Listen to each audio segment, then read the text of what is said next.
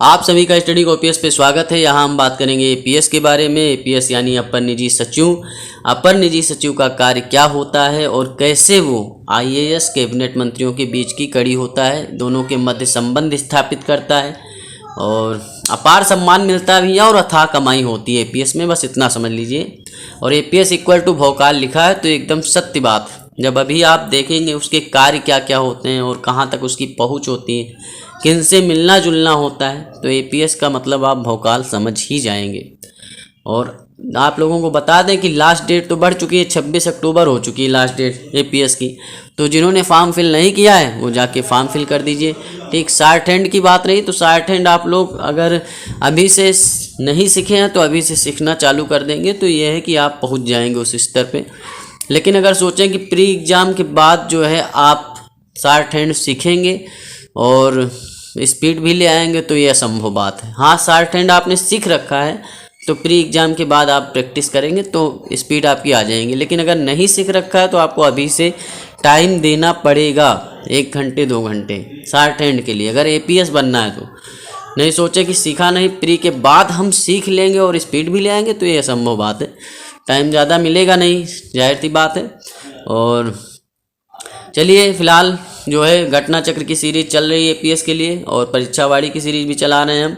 ठीक, और कंप्यूटर के एमसीक्यूज भी करा रहे हैं। तो जा करके चैनल को सब्सक्राइब करिए भैया और इसे शेयर करिए लोगों के पास में, जो भी आपके मित्रगण हैं। घटना चक्र जो है बहुत ज़्यादा इंपॉर्टेंट रोल अदा करने वाला है। आरओ में भी यूपीपीएससी आरओ का एग्ज़ाम भी आपका है फरवरी में, 4 फरवरी सुनने में आ रहा है। और ये मान के चल सकते हैं कि ये टेंटेटिव डेट है, बढ़ भी सकती है आगे एग्ज़ाम डेट, ऐसी बात नहीं है। लेकिन 4 फरवरी को आप टारगेट कर लीजिए आरओ के लिए और 7 जनवरी एपीएस के लिए टारगेट बना के चल सकते हैं, क्योंकि समय कम है और आपको मेहनत ज़्यादा करनी पड़ेगी। और घटना चक्र और परीक्षावाड़ी 2 ऐसी चीज़ें हैं ना जिससे जो है आपका बेड़ा पार हो जाएगा आरओ के लिए और एपीएस के लिए, दोनों के लिए। ठीक, और आपके यूपी पीसीएस जो प्री आएगा ना, यूपी पीसीएस वाला, उसके लिए भी दोनों बहुत ज़्यादा इम्पोर्टेंट हैं। तो समझिए बात को, घटना चक्र और परीक्षावाड़ी की सीरीज हम चला रहे हैं। चैनल को सब्सक्राइब कर लीजिए और अपने दोस्तों के पास शेयर कर दीजिए। चलिए शुरू करते हैं। फिलहाल ये एपीएस का कार्य क्या होता है और कैसे वो सबसे संबंधित होता है। देखिए, कार्य की अगर बात करें हम एपीएस के, तो सबसे पहली बात तो होता है कि आईएएस लेवल के अधिकारी और कैबिनेट मंत्री के साथ इसकी नियुक्ति होती है। जो इसका अपॉइंटमेंट होगा आपका ना, तो आईएएस लेवल के अधिकारी होंगे और कैबिनेट मंत्री के, जो कैबिनेट मंत्री नियुक्त होते हैं ना, उन्हीं के साथ इनकी नियुक्ति होती है। मुख्यमंत्री, विधायक और अन्य मंत्रियों के मध्य सेतु का कार्य। मुख्यमंत्री से किसी विधायक, कोई विधायक आया, उसने कहा भैया हमें मुख्यमंत्री से मिलना है, तो एपीएस ही मिलवाएगा और कोई जरिया नहीं है ताकि डायरेक्ट आओ बस मुख्यमंत्री घर में आप घुसे चले जा रहे हो, ऐसा कोई सिस्टम नहीं। विधायक हो चाहे कोई अन्य मंत्री भी हो ना, उसे भी मिलना है अगर मुख्यमंत्री से, तो अपॉइंटमेंट कौन देगा? वो आपका एपीएस यानी अपर निजी सचिव ही देगा, बस सिस्टम समझिए। तो आप सोचिए कितने बड़े आप उसमें घुसे हुए हैं कि भैया डायरेक्ट आप मंत्री विधायक से मिलना है किसी को, तो टाइम आप दे रहे हैं तो आपकी वैल्यू कितनी बढ़ जाती है, सबसे संबंधित हो जाते हैं आप, सबसे जुड़ जाते हैं। और तीसरी बात है कि विभाग के बैठक की सूचना अन्य विभागों में देना। कोई विभाग है आपको मिल गया, जो विभाग मिलेगा उसके बैठक की सूचना आप क्या देंगे? अन्य विभागों को देंगे कि ऐसा है कि ये बैठक होने जा रही है इस विभाग में और आप लोगों को वहाँ पर आना है। चलिए आगे बात करते हैं। कैबिनेट स्तर के मंत्री, जो कैबिनेट स्तर के मंत्री होते हैं, अन्य अधिकारी जैसे आईएएस पीसीएस जो भी होंगे, ठीक, जो भी आपके आईएएस पीसीएस एसडीएम डीएम होंगे, उन्हें अगर कैबिनेट स्तर के मंत्रियों से मिलना है ना, ठीक, जल विभाग का कोई मंत्री है, कोई शिक्षा विभाग का मंत्री है, ठीक, तो उनसे अगर मिलना है किसी अधिकारी को तो एपीएस के माध्यम से ही मिलना है, अपर निजी सचिव के माध्यम से ही मिल सकता है। तो सारे के सारे आईएएस पीसीएस आपको पहले लेटर देंगे कि हमें मिलना चाहते हैं, तो आपकी पहुंच क्या होगी? डायरेक्ट आईएएस से और कैबिनेट स्तर के मंत्रियों से तो है ही। तो समझ सकते हैं कितना भौकाल होगा, नंबर 1 का भौकाल होगा, क्योंकि कोई भी काम हो आपका रुकेगा नहीं। अगर कोई काम आपका है वो रुकना नहीं, और किसी का काम भी आप करवा सकते हैं और काम करवा के ही लोग आजकल पैसे कमाते हैं, समझ सकते हैं आप लोग। तो ये सिस्टम होता है। मीटिंग एवं आवागमन से संबंधित पत्र जो होता है वो कौन जारी करता है? कोई भी मीटिंग करनी है, कोई आवागमन वाला सिस्टम है कि कहीं जाना है कैबिनेट स्तर के मंत्री को या मुख्यमंत्री को किसी को, तो वो सारी चीज़ें जो है वो आपके एपीएस ही जारी करता है और संबंधित जानकारी प्रमुख सचिव को रिपोर्ट करता है। और जो भी संबंधित जानकारी होती है तो अपने ऊपर जो सीनियर होते हैं प्रमुख सचिव, उनको कौन रिपोर्ट करता है? ये आपका अपर निजी सचिव ही करता है। कर्तव्य देख लेते हैं, क्या क्या कर्तव्य होते हैं। देखिए, श्रुत लेख लिखना तथा उन्हें टंकित करना। श्रुत लेख समझते हैं ना, शॉर्ट हैंड जो भी बोला जाएगा, जैसे आप किसी मंत्री विधायक के साथ, मंत्री के साथ हैं, कैबिनेट स्तर के मंत्री, विधायक को तो कोई मतलब ही नहीं, विधायक सांसद से मतलब नहीं है, जो कैबिनेट स्तर के मंत्री हैं उनके साथ हैं, तो उनका श्रुत लेख लिखना, जो बोलते हैं उसे शॉर्ट हैंड में लिखना, क्योंकि वो जल्दी जल्दी बोलेंगे तो आपको जल्दी जल्दी लिखना है। उन्हें फिर टंकित करना, क्या बोला गया, क्या उन्होंने वादा किया है, क्या किया है, ये सारी बातें यहाँ पर। दूरभाष पर प्राप्त होने वाले संदेशों को सुनना, जो भी आपके फ़ोन आते हैं उन्हें सुनना और एक रजिस्टर रखना तथा अधिकारी का स्थानांतरण, किसी अधिकारी का स्थानांतरण होता है या किसी मंत्री ने त्याग पत्र दे दिया तो कार्यालय की साज सज्जा से संबंधित जो सामग्री होगी वो भी आपको देखना है। मतलब पूरा जितना भी मैनेजमेंट वाला सिस्टम है वो आप ही को देखना है। तो खर्चा वर्चा का सिस्टम भी आप ही बताएंगे कि इतना खर्चा लगा, 2 रुपये की चीज़ आप 10 रुपये में बता दीजिए, क्या दिक्कत। मतलब बता रहे हैं कि इसी तरह कमाई होती है। और लगभग चीज़ें जो भी आपके शो वगैरह, जो भी भाषण को देना है मंत्री जी को या फिर आपके जो है योगी जी को कुछ भी करना है, इवेंट करना है, ऑर्गेनाइज करना है, सब काम जो है एपीएस देखता है। उसका बिल वगैरह सब भरना, सब जो है एपीएस का काम होता है। इसमें टेलीफोन निर्देशक भी सम्मिलित होते हैं, मतलब टेलीफोन तक का बिल भी आप ही सिस्टम में लाएंगे। तो जब टेलीफोन प्रयोग में ना हो तो उसे जो है उसका आप क्या कर सकते हैं, एसटीडी डायनेमिक लॉक लगाना, एसटीडी डायनेमिक लॉक लगाना की सुनिश्चित करना, ये भी कि भैया टेलीफोन यूज में नहीं है तो इनका लॉक कर दिया जाए।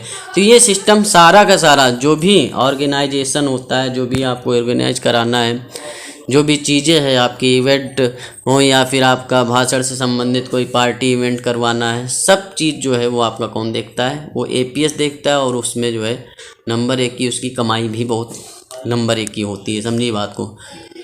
निजी सचिव की अनुपस्थिति में, अगर निजी सचिव नहीं है, जो निजी सचिव होते हैं आपके मुख्यमंत्री के या कैबिनेट स्तर के मंत्रियों के, तो उनकी अनुपस्थिति में क्या होता है, आगंतुकों से भेंट करने की व्यवस्था भी वही करता है, भेंट भी वही करता है और आगंतुकों के प्रति शिष्टाचार भी दर्शाता है। कौन दर्शाता है? आपका एपीएस दर्शाता है।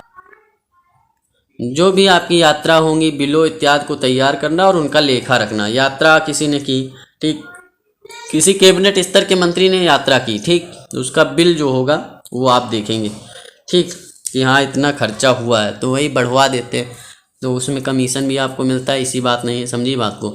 तो सारी चीज़ें जो है उनका लेखा रखना ये आपका काम होगा।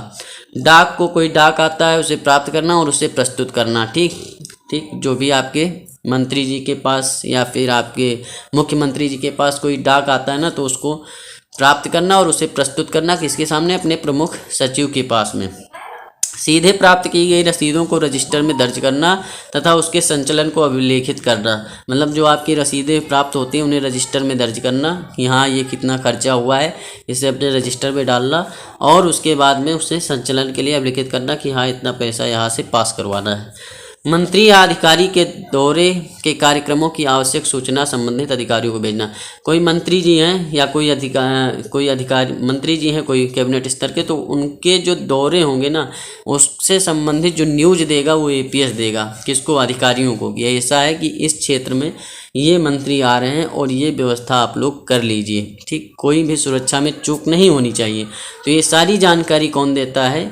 ये सारी जानकारी आपको अधिकारियों को कौन भेजता है? एपीएस, अपर निजी सचिव भेजता है।